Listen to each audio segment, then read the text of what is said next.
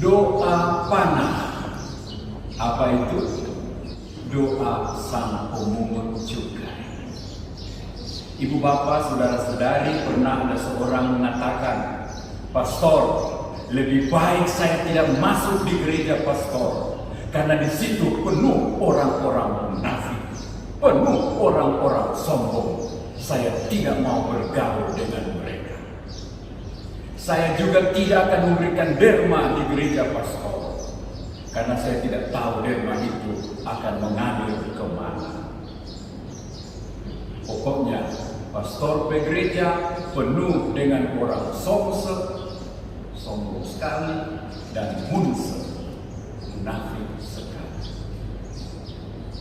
Saudara-saudariku, tenang saja. Sering kita memang mendengar omongan, pengakuan, pembenaran diri dari orang-orang tadi. Persis, beda tipis 11-12 dengan orang Farisi tadi dalam perumpamaan Yesus. Mari kita langsung mencoba memetik pesan-pesan pokok dari semua bacaan tadi. Pertama, sudah saatnya kita berhenti bersikap seperti orang Farisi. Orang yang merasa diri suci, merasa diri benar, merasa diri paling baik, membuat secara sempurna semua peraturan hukum, mencari pujian, apresiasi orang, lalu serentak seenaknya merendahkan orang lain, menghina orang lain yang belum tentu siapa lebih baik, siapa lebih benar. Kata-kata, sikap-sikapnya menghina Allah, serentak juga melukai sesamanya. Sudah saatnya juga kita berhenti berdoa seperti orang-orang Farisi yang berdoa hanya untuk membanggakan diri. Aku sudah buat ini, aku sudah buat ini. Padahal pusat doa adalah Allah. Dalam kalimat singkat tadi, 6 kali si Farisi berkata, aku sudah buat ini dan itu. Inilah saatnya kita menjadi pendoa bagaikan pemungut cukai tadi, yang mengakui kesalahan, mengakui kerapuhan, bahkan menengadah saja tak mampu, kecuali menebak dada. Kyrie eleison, Tuhan kasihanilah aku, orang berdosa ini. Bersikaplah sebagai pemungut cukai yang dipuji Yesus ini, mengakui kekurangannya dan kelemahannya. Hanya debulah aku, sambil menebak dada penuh kesalahan. Atau atas cara lain, Tuhan kasihanilah kami, Tuhan kasihanilah.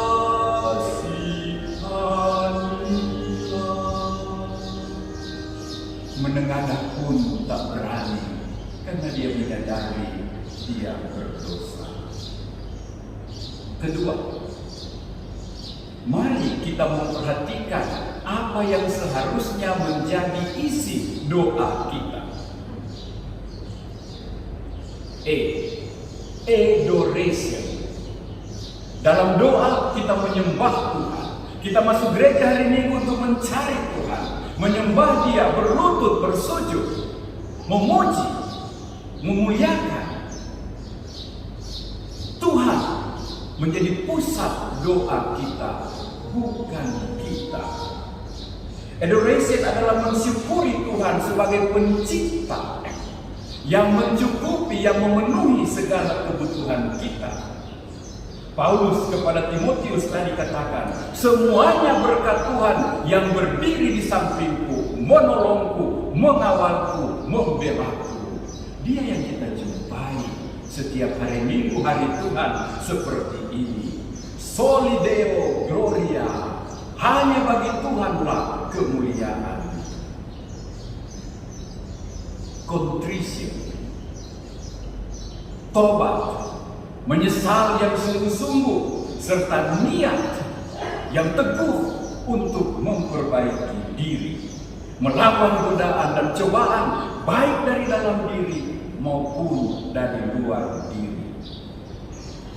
Adoration, contrition, and thanksgiving. Say thanks. Kita datang kepada Tuhan dalam doa bersyukur, ucapan syukur atas begitu banyak kebaikan Tuhan, mulai dari kehidupan, mulai dari nafas, persaudaraan, kebersamaan, solidaritas, kasih sayang, kesetiaan, pendidikan, pekerjaan, rezeki sehari-hari. Kita tahu orang sombong susah berterima kasih. Hanya orang rendah hati yang mampu makhluk di hadapan Tuhan. Adoration, contrition, thanksgiving, dan supplication, permohonan. Dalam doa kita memohon berkat, rahmat, kebaikan Tuhan, kasih sayang Tuhan untuk kebutuhan-kebutuhan kita, seperti rezeki, sandang pangan, keadilan, kebenaran. Kita juga bisa berdoa bukan untuk diri sendiri, tapi berdoa bagi orang lain yang juga membutuhkan hal-hal yang sama. Dan seperti dicontohkan tadi, diserukan tadi, jangan menyerah dalam berdoa, jangan berhenti berdoa. Ada harapan dalam doa. Yang bermasalah, yang merasa diperlakukan tidak adil, yang dikecewakan, berdoalah, berharaplah, berlututlah, tiaraplah kalau perlu. Jangan pademo, jangan teriak-teriak, jangan menghancurkan, jangan merusak, jangan mempersalahkan orang.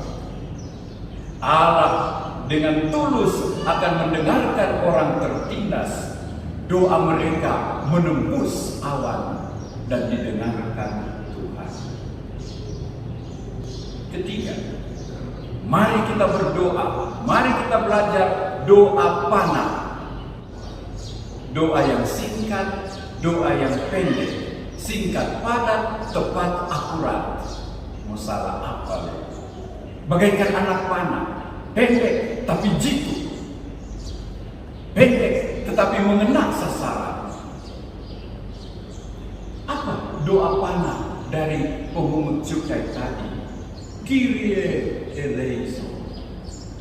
Tuhan kasihanilah aku. Jesus have mercy. Tuhan, aku tak pantas. Tuhan, aku tak layak. Kasihanilah aku. Kasihanilah aku. Itu saja. Pendek, singkat, tepat, akurat. Berkenan kepada Tuhan. Itulah yang kita perlu kembangkan. Kita bisa menggunakan doa ini di mana saja dan kapan saja, sesuai kebutuhan konkret kita, dengan kata-kata kita sendiri. Tuhan, sayangilah aku. Tuhan, aku takut, kuatkanlah aku. Tuhan, Engkau gembalaku, aku takkan kekurangan. Kita juga bisa doakan doa panah untuk orang-orang yang membutuhkan. Tuhan, anakmu sakit, sembuhkanlah. Tuhan, anakmu sakit, sayangilah. Tuhan, suamiku belum pulang, sudah tengah malam, bawalah dia pulang, temanilah dia.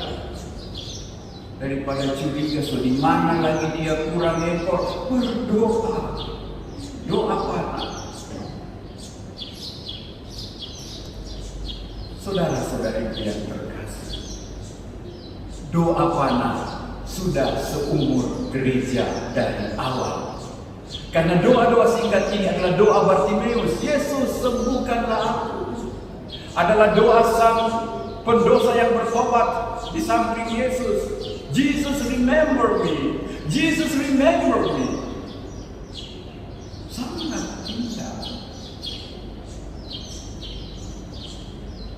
Saya ikut doa-doa rosario di wilayah-wilayah rohani.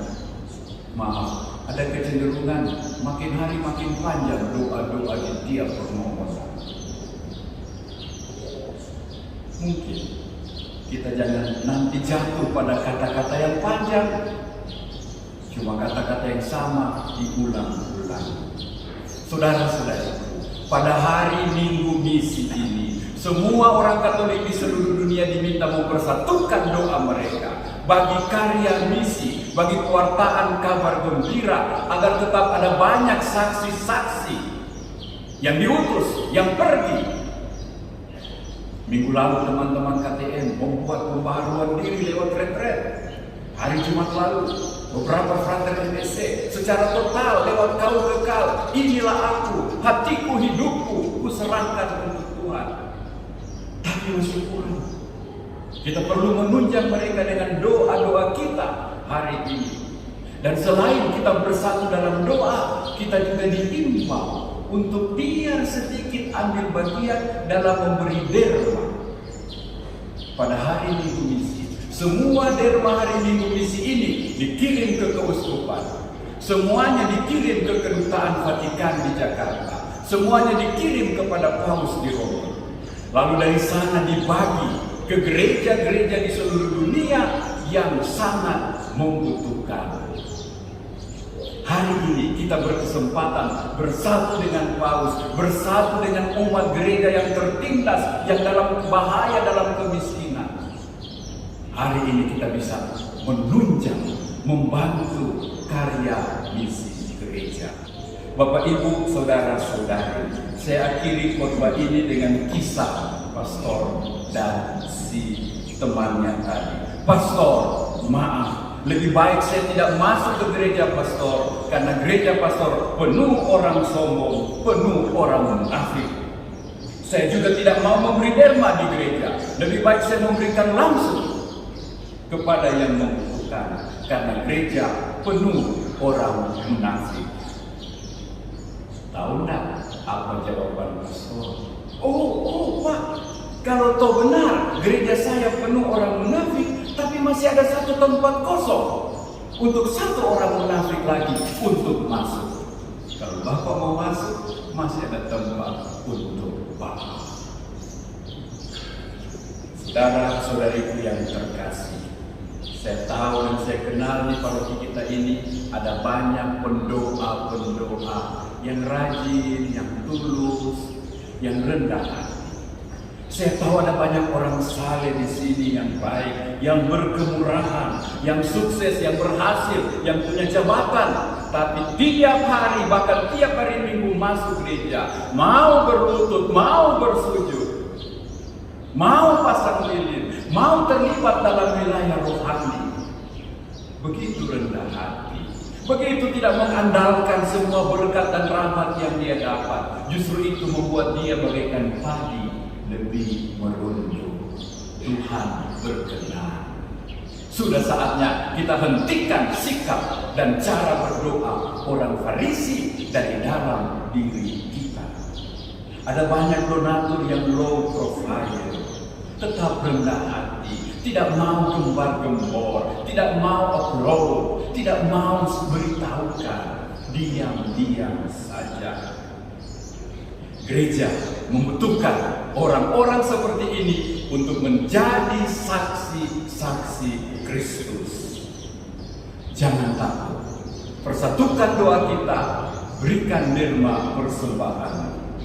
Kamu takkan kekurangan, seperti kata Paulus, Tuhan berdiri di sampingku, Tuhan menolongku, Tuhan mengawalku. Selamat hari Minggu Misi. Dengan doa dan derma, mari kita menjadi saksi-saksi kecil tetapi kuat dan nyata di mana saja kita berada, mulai dari doa, mulai dari kesaksian.